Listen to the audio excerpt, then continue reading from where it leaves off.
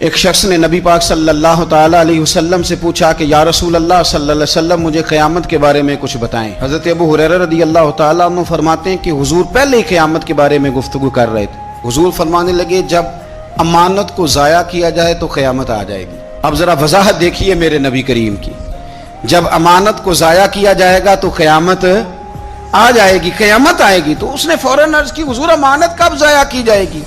حضور امانت کب ضائع کی جائے گی؟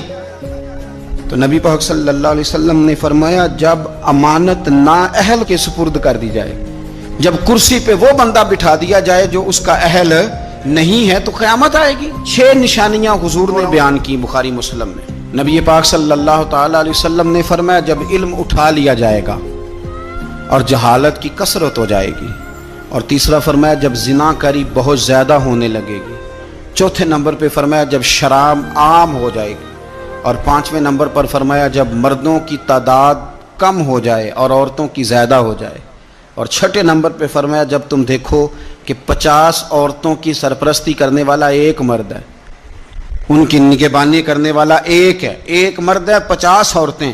جب یہ 6 علامتیں آئیں تو سمجھ لو قیامت آنے والی۔ علم اٹھا لیا جائے گا۔ علم کیسے اٹھتا ہے؟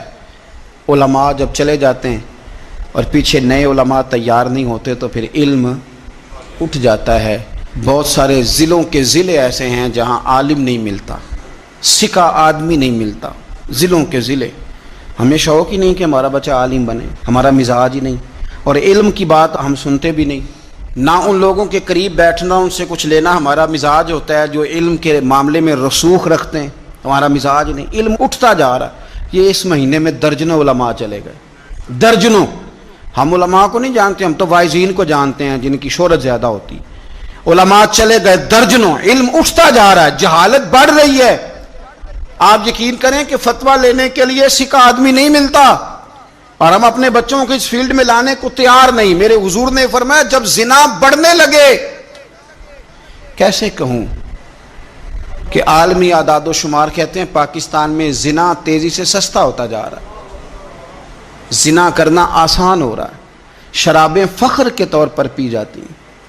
وہ کہتے ہیں جی یہ چودھریوں کی شادی ہے، وڈیروں کی شادی ہے، اس پہ شراب نہ آئے تو شادی کیسے آگے بڑھے گی؟